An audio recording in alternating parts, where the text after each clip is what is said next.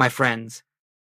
Let us begin with a truth so simple, so radiant, that the human mind has overlooked it for centuries. From childhood, we have been taught to think of ourselves as sinners, broken creatures in need of repair, wandering souls, hoping somehow to win God's approval or earn God's grace. Yet I say to you today, and I say it without hesitation, that you were never the sinner you believed yourself to be. The world placed that burden upon you. God never did. The world may have woven stories of guilt, of punishment, of a God who demands payment before he offers love, but none of this touches the reality of your being. For you see, the infinite never created a sinner. The infinite expresses itself only in its own image, and that image is the Christ, the true identity of every individual. What we have carried as sin is not a condition but a misunderstanding, a shadow arising from the belief that we exist apart from the source of our life, and the moment that belief enters, the moment we imagine ourselves cut off from God, we begin the weary journey of trying to become worthy of what has always been ours. But we are not here to polish the mask of a human personality. We are not here to struggle and strive to become good, to improve the false sense of self that the world has imposed upon us. We are here for a far greater revelation, to lay aside that mask entirely and behold the spiritual being that has never been less than whole, never less than pure, never less than the very expression of divine life. So let us open this hour with a quiet willingness to let go of the old concepts of guilt, of unworthiness, of a self that must be saved. Let us be willing to hear, perhaps for the first time, the whisper of truth that says, "Before the world judged you, I knew you. Before the world named you, I loved you. Before the world condemned you, I expressed myself as you." This is the beginning of our journey, not the reforming of a sinner, but the revealing of God's own child. Now let us go deeper, for if we are to be free of the belief in sin, we must understand how it arose in the first place. And the answer, my friends, is not in some ancient moral failure, nor in the missteps of a mythical ancestor. No, the sense of sin has a much simpler origin.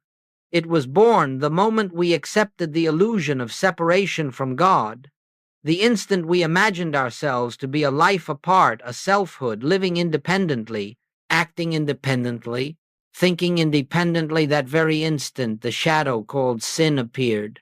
Not a real condition, but a shadow. Not a being, but a belief. For if you believe yourself separate from the infinite, then you must also believe yourself weak, limited, vulnerable, tempted, and guilty. You must believe that you, by your own human effort, must climb back to God. And so begins the tragedy of the ages, the soul trying to save itself, the branch trying to exist apart from the vine. But hear me, there is no separation. There never was. The separation exists only as a mental picture, a concept accepted by the human mind. The human mind looks out upon the world and sees a personal self, born in time, shaped by circumstance, tossed by the winds of emotion and desire. And then it looks at God and sees a distant being in a far-off place, and it concludes, I must return to him. That, my friends, is the beginning of all suffering. Joel often said that the entire drama of human existence rests upon one mistaken identity. When you take yourself to be the human person, you must take upon yourself all the burdens of that person, its fears, its appetites, its memories, its mistakes, and then you call those burdens sin. Yet none of this touches the real you, because the real you was never born into the problem. The real you has always been the expression of the one life, moving as individual being. Look gently at this. If God is your life, how could your life be sinful? If God is your essence, how could your essence be corrupted? If God is your mind, how could your mind be darkened? Do you see what happens? The moment you accept God as the substance of your being, the entire belief in sin collapses like a shadow that never had form. This is why, throughout the ages, the great mystics have whispered, "Awake thou that sleepest." They are not telling a sinner to repent, they are telling the sleeping Christ to remember itself. They are speaking to the divine identity hidden beneath the world's labels, urging it to rise, to recognize its own nature, to throw off the garments of dust and step into the radiance that has always been its birthright. Therefore, let us understand, sin is not a blot upon your soul. Sin is not a condition in your being. Sin is the dream that you are something other than the spiritual offspring of God. And when that dream dissolves, the sinner dissolves with it, not reformed, not improved, but recognized as never having existed except as a belief held in ignorance of one's true identity. This is the beginning of freedom. And now, having seen that the sense of sin arises from a mistaken identity, we turn to the heart of our spiritual work, the recognition of our true identity. My beloved friends, if you would pause for a single quiet moment and listen, not with the ears, but with that inner faculty of awareness, you would feel a gentle whisper telling you, you are more than you appear to be. There is within you a presence, a life, a wisdom that does not originate in the human mind or the human body. This presence is the Christ, the living expression of God as individual being. When Scripture says, I live, yet not I, but Christ liveth in me, it is not speaking of a saint or a prophet. It is speaking of the true nature of every man, woman, and child. But because the world interprets Christ as a historical figure, we have come to believe that the Christ is something outside ourselves, something to be worshipped from afar. This, too, is part of the illusion. The Christ is not a person. The Christ is not limited to Jesus of Nazareth. The Christ is the activity of God expressing itself as your very life. Consider this for a moment. The breath that moves your lungs, the intelligence that animates your thoughts, the love that rises spontaneously within your heart. These are not personal possessions. They are the movement of divine life itself. The Christ is not in you as something added. The Christ is you as God appearing in individualized form. And yet, because we have identified ourselves as the human personality with its fears, its memories, its desires, we have looked away from this inner light and called ourselves sinners.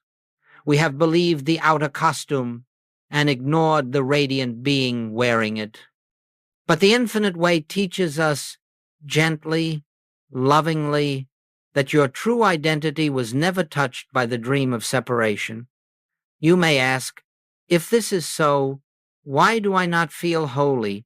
Why do I not live as the Christ? And I say to you, because you have believed the world's testimony instead of the truth of your being. The world sees only surfaces. It sees the mask, the habits, the history, and it says, this is you. But God sees only his own self, shining. When the prodigal son wandered into a far country, did he change his identity? No, he only forgot it. And when he returned, the father did not say, now that you have repented, I will make you my son again. No, he said, this my son was dead and is alive again. meaning he had awakened from the illusion, not that he had earned a place he had lost. All spiritual awakening is the same. It is the remembrance of what you are, not the attainment of something you are not. To behold the Christ within you is to look past the garments of the flesh and see the invisible light that animates you. It is to realize that your true nature is not the anxious mind, not the aging body, not the troubled emotions.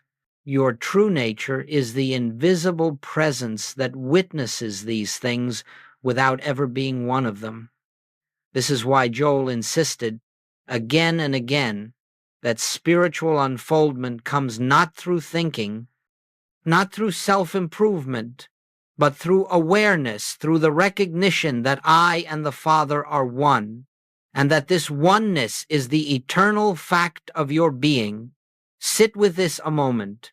You are not becoming the Christ. You are not reaching for the Christ. You are the Christ, awakening to itself.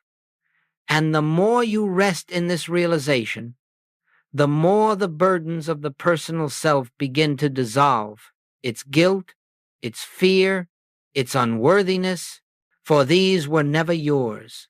They belonged only to the false sense of self you no longer need to maintain. You have never been the sinner. You have always been the expression of God. And now, my friends, having touched the radiant truth of your divine identity, let us dispel one more great misunderstanding that has burdened the human heart for generations. The world has taught us that goodness is something we achieve by effort, that if we discipline ourselves enough, struggle hard enough, strive long enough, we may become worthy of God's love. But I must tell you gently, compassionately, moral effort can never save you. Not because morality is wrong, but because morality is effect, not cause. You see, the human mind believes that if it performs enough good deeds, cleans up enough faults, suppresses enough impulses, God will at last look upon it with approval. But this is to begin at the wrong end of the ladder. This is to imagine that the human self, separate, struggling, limited, can climb its way into heaven by personal effort. And yet Jesus himself said, I can of mine own self do nothing. He did not say this in humility. He said it in truth. No human self becomes spiritual. No human self attains enlightenment. No human self purifies itself into holiness. All such attempts are like trying to polish a shadow. You may work at it all day, but nothing has changed in substance because the shadow never had existence to begin with.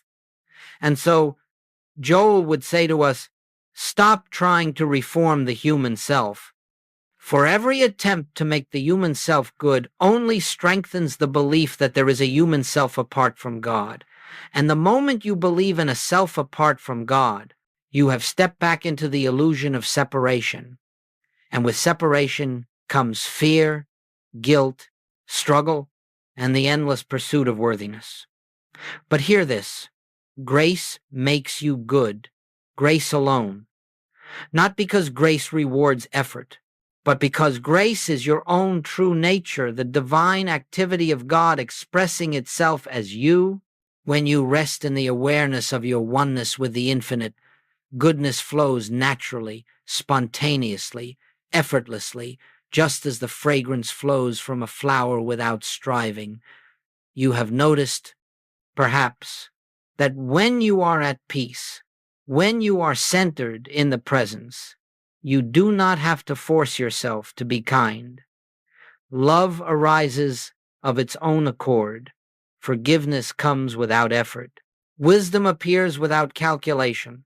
This is grace, God being God through you. And it is in this sense that the sinner vanishes, not through self-correction, but through self-forgetting. When you stop identifying with the personal sense of I and begin to feel the living Christ revealing itself within you, then all the qualities you once tried to cultivate by human will emerge quietly, gently, as the natural expression of your true being. This is why Joel insisted that spiritual work is never the work of changing the outer life. It is the inner recognition of truth. When this recognition dawns, the outer life conforms without struggle, because forms always follow consciousness. So let us put aside the exhausting belief that we must earn God's love. Let us cease trying to make ourselves spiritual through discipline and effort, and let us rest instead in the great liberating truth: you are already what you are trying to become. You are already the expression of God's own goodness. You are already the place where grace flows into visibility.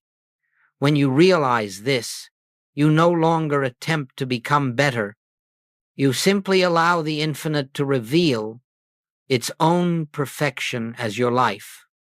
And now, as we move more deeply into this sacred work, let us understand something of vital importance. The so-called sinner disappears, not by being improved, not by being punished, not by being disciplined, but by being seen through. The sinner is not a condition to be healed, it is an appearance to be understood. And the moment it is understood, the moment its nature is revealed as illusion, it dissolves of its own nothingness.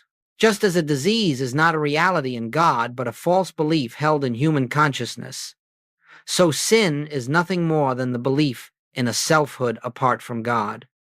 And when that belief is exposed, when the light of spiritual awareness shines upon it, the entire structure collapses like a shadow that vanishes the instant you turn toward the light. This is why attempts to change outer conduct never touch the root. You may prune the branches of a tree again and again, but unless the root is transformed, the fruit remains the same.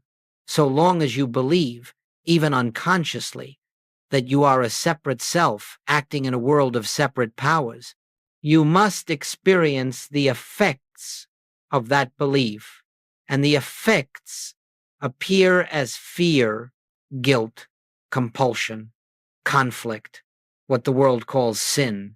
But, hear me well, these appearances are not you. They never were you.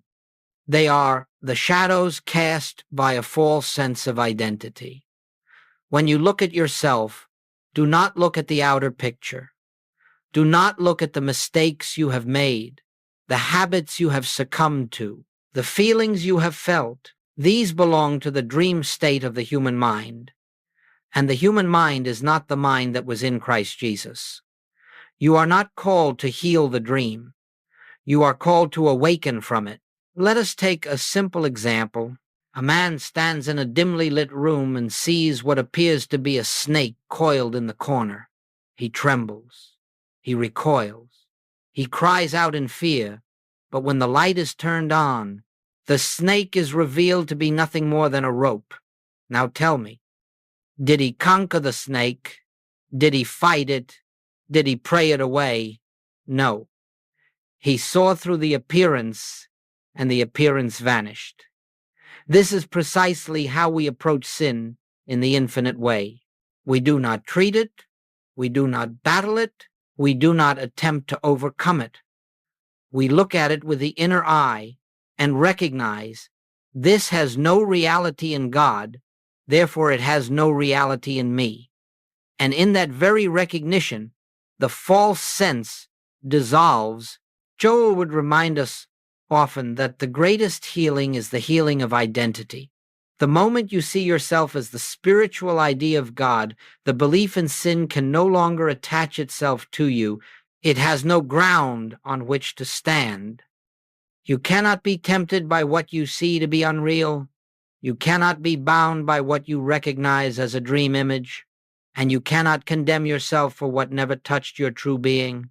This is true forgiveness, not an act of personal will, but the clear spiritual perception that nothing real has been harmed, nothing divine has been stained.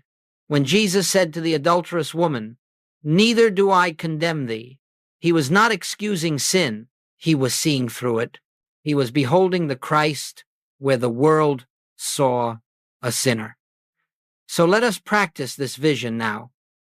Whenever a memory, a mistake, a feeling of unworthiness rises before you, pause for a moment, become still, and gently say within yourself, "This is not I. This is the shadow of a false belief. I remain the pure expression of God. Do not wrestle with the appearance. Do not try to change it. Simply turn toward the light of truth, and you will find that the darkness cannot remain."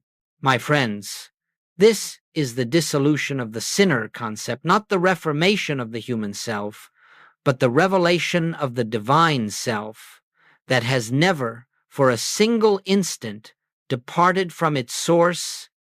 And now, having seen through the appearance of the sinner, and having recognized the Christ as the true identity of your being, we come to something wonderfully practical. For you may ask, if this is so, if I am truly God's own expression, should not my outer life reflect this?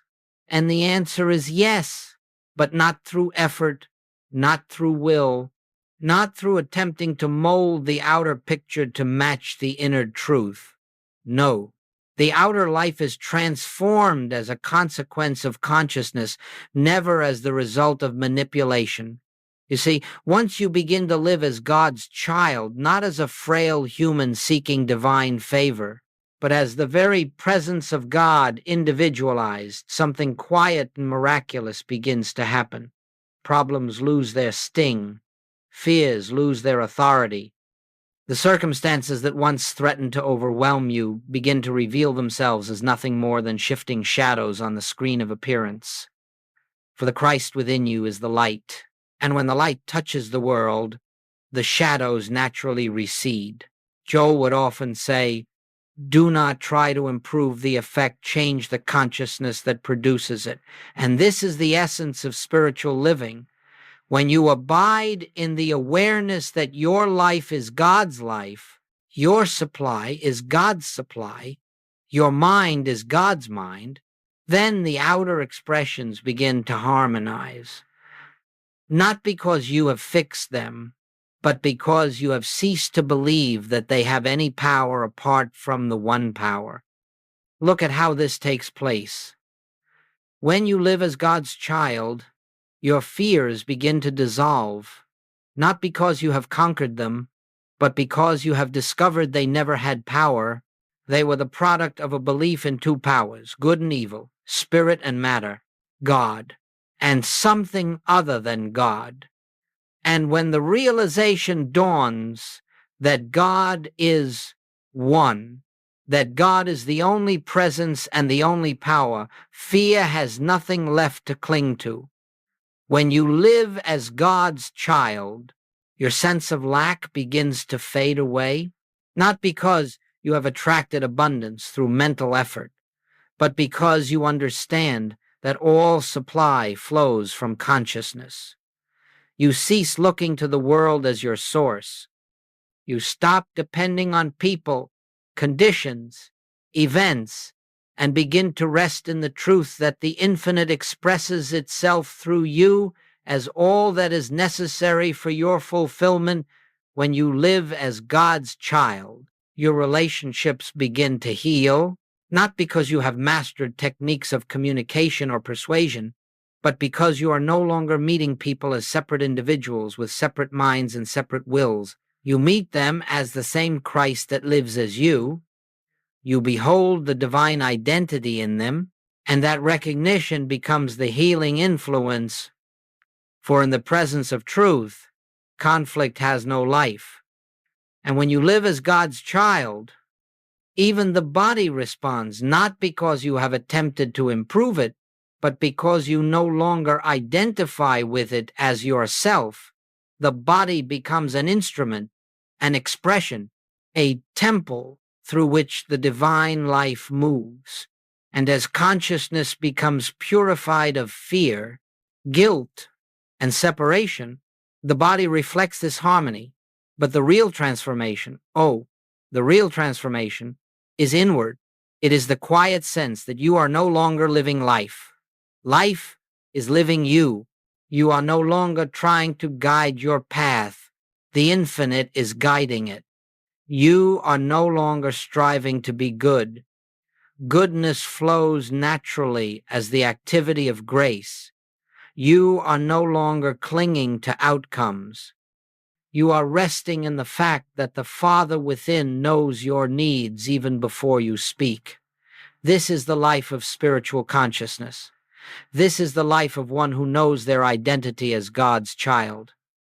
You see, the outer world may continue its noise, its threats, its upheavals, its economic anxieties, its personal dramas. But the one who knows their true identity stands in the midst of these appearances, untouched, not by resistance, but by recognition. Just as the Master slept peacefully in the boat while the storm raged, so you too discover that the storm cannot enter the place of your peace. For the Christ within you is the rock, and that rock is not moved. So, my friends, when you think of transformation, think not of effort, not of achievement, not of trying to become something. Think instead of awakening to the truth that has always been, that has never left you, that has never been absent for a single moment. You are God's child. You always have been. And as this consciousness becomes established within you, you will find that life begins to unfold from within gently, effortlessly, beautifully, because the Christ now lives your life. And where the Christ is recognized, harmony must appear. Now, my friends, it is not enough that we hear these truths with the intellect. It is not enough that we nod in agreement or feel a momentary uplift. Spiritual truth becomes power only as it becomes experience. And experience comes through the simplest of practices so gentle, so brief, so effortless, that the human mind almost despises them, but the spirit within knows their value. Let us take a few moments to understand how to step out of the false sinner identity and into the awareness of your true being, not as theory, but as living realization. Several times each day, perhaps many times, if you are willing, pause for just a moment. You do not need a quiet room. You do not need a long meditation. You do not even need to close your eyes, though you may if it helps. All you need is a moment of inner turning. And in that moment, in the privacy of your own consciousness, gently acknowledge, I am not a sinner seeking God. I am God expressing as individual being. Do not try to believe it. Do not try to feel spiritual. Do not attempt to stir emotion or produce holiness. Simply acknowledge. For the truth does not become true when you believe it. It is already true. Your acknowledgement is not an effort to make it so, it is merely the opening of the curtain so that the light may shine through. After this simple recognition, let there be a few seconds, just a few, of quiet inner receptivity. And in the stillness of those few seconds, something begins to happen. You may not feel it immediately, and that is perfectly all right. But the consciousness that once held the belief in separation begins to soften. The old identity begins to lose its grip. The sinner mask begins to fall away. Then, if it arises naturally, you may add one more gentle whisper of truth. Father, thou art here. Thy life is my life. Let that be enough. Not a prayer for protection, not a request for forgiveness, not a plea for improvement, just a recognition of what already is. Then, here is the key. Return to your activity as though nothing special has happened. The human mind will want to turn this into a performance, a technique, an achievement. Do not allow it. Let the work be done silently, secretly, without strain. You are not trying to purify yourself. You are not trying to become holy. You are remembering who you are. And as this remembrance is touched again and again throughout the day, something begins to shift. The sense of me, the old identity of weakness, guilt, and separation, loosens its hold. A new center of being emerges, not a new self, but the eternal self, finally allowed to be seen. Then, one day, when a feeling of unworthiness tries to arise, you will notice there is a space between you and that feeling. You will see it as a visitor, an echo of the old life, but not as your identity. And in that moment, without effort, you will simply turn inward and feel, this is not I, and it will vanish when a memory of past wrongdoing appears, and you will no longer sink under its weight. Instead, you will look upon it with compassion and say, this belonged to a dream self that never existed in God, and the sting will be gone. When a temptation appears, when a shadow thought says, you are guilty, unworthy, fallen, you will have the quiet courage to answer, I stand as the child of God, untouched by the illusions of the world, and the temptation will dissolve. This, my friends, is how the sinner identity falls away, not by force, not by repression, not by effort, but by the simple, steady recognition of the truth of your being. If you will practice this brief inner turning, 30 seconds, perhaps less, many times a day, you will find that the past breaks off from you like a shell that no longer fits. You will feel the lightness of one who no longer carries a burden that never belonged to them. And slowly, gently, wonderfully, the Christ of your own being will begin to shine through your affairs, through your relationships, through your very presence. For the practice is simple, but the transformation is profound. Now, my friends, having learned how to step out of the false sense of a sinner and into the awareness of your true identity, let us understand something that is both humbling and magnificent. Your spiritual realization is never for you alone. There is no such thing as private illumination. For when one individual awakens to truth, the entire fabric of human consciousness is lifted. This is the mystery of oneness.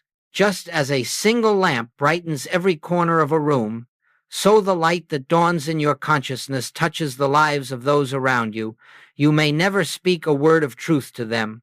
You may never mention God, or Christ, or the infinite way, yet your very presence becomes a benediction, a quiet healing influence that moves silently, invisibly, yet unmistakably into the minds and hearts of others. Joel often said, you are not a person radiating light. You are the transparency through which the light of God shines. And it is this transparency, this surrender of the personal self, that becomes the instrument of blessing to the world.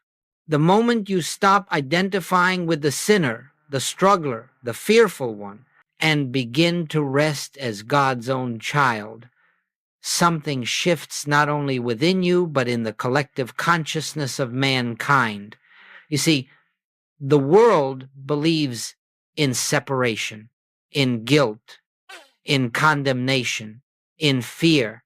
These beliefs have accumulated over centuries and have built the atmosphere in which humanity lives. But when even one individual steps out of that atmosphere and abides in the recognition of oneness, when you look upon yourself and others as the expression of the same divine life, you weaken the collective belief in separation. You loosen the chains for all. You may think this too grand a claim, but consider how often the presence of one calm person can soothe an entire room. or how the love of one tender heart can soften the hardened spirit of another. That is only the faintest shadow of what happens when an individual begins to live in the awareness, I and the Father are one. You become a point through which the infinite pours itself into human consciousness. You need not try to do anything. You need not try to heal the world. You need not try to teach or persuade or correct. Your only responsibility is to dwell in the truth of your being, and the truth will do the work. When you walk into a home where there is tension, the atmosphere will begin to change, not because you have spoken, but because the peace within you is a living presence. When you meet someone burdened by guilt, they will feel an inexplicable sense of release, not because you absolve them, but because your consciousness no longer believes in the sinner. When you encounter anger, it will soften in your presence, not because you resisted it, but because the Christ in you beholds the Christ in the other. This is the meaning of the scriptural promise. A little leaven leavens the whole lump. One awakened consciousness becomes the leaven that raises the collective loaf of humanity. You may never know the extent of your influence. You may never witness the fruits of your realization. But the moment you cease to condemn yourself, you help release the world from condemnation. The moment you step out of fear, you weaken the world's belief in fear. The moment you rest as the child of God, you make it easier for all to remember their own divine lineage. Do you see how profound this is? You thought your spiritual journey was a personal path. You thought you were seeking peace for your own life, but you have been called quietly, tenderly into a work far greater than you imagined. You have been called to be a point of light in a world troubled by darkness, not by striving to fix the world, but by allowing God to be God through you. This is why your realization matters. This is why you cannot dismiss yourself as insignificant. This is why you cannot say, "Who am I to awaken?" For the answer is simple and eternal. You are the one through whom God has chosen to shine today. And as you live in this awareness, the world is lifted, not by your effort, but by your being. And now, my friends, as we draw this hour to its quiet close, let us gather together the threads of what we have seen, not as a summary for the mind, but as a gentle resting place for the heart. We have walked through the illusion of separation. We have looked upon the shadow called sin, and we have seen it dissolve in the light of truth. We have touched, however lightly, the radiant realization that your true identity is not the troubled, striving, fearful self the world trained you to believe in. You are, and always have been, the living expression of God's own being. And so I invite you now not to think, not to analyze, not to measure your spiritual progress, but simply to rest. Rest in the great truth that has been whispering to you throughout this entire journey. You were never the sinner. You were never the fallen. You were never the separate one. You are the beloved of God, the child of the infinite, the transparency through which the light of divine love shines into this world. Let this truth cradle you for a moment. Let it wash gently through your consciousness like a quiet tide at dawn. You do not have to make it true. You do not have to hold on to it with effort or discipline. Truth holds you. Truth sustains you. Truth is the ground upon which your being stands. You may notice, as we sit together in this silence, that the mind tries to return to old habits. It may whisper, "But what about my past? What about my mistakes? What about the things I still need to overcome?" And to this we give the simplest, softest answer: peace. Be still. The past is a dream that never touched your true self. Your mistakes were shadows cast upon a screen of belief. There is nothing to overcome, for the Christ in you was never harmed. And so, as we rest now, let us feel the gentle certainty of this truth. You are safe, you are whole, you are held in the everlasting arms of the one who is your life, your breath, your very being.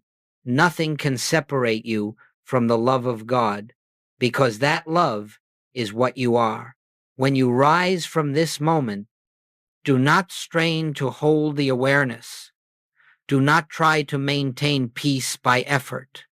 Simply walk gently, quietly, through your day with the inner knowing that the presence goes before you, and as you touch that presence again and again, in little pauses of quiet throughout the day, you will feel the truth deepening in your consciousness, becoming not just something you hear, but something you live. And the world around you, your home, your work, your relationships will begin to respond to this inner shift, not because you are performing truth, but because truth has found a dwelling place in you, my friends.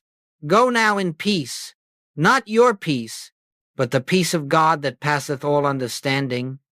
Let that peace keep your heart and mind. Let that peace guide your steps. Let that peace reveal to you, day by day, the wonder of what you truly are. For you were never lost. You were never separate.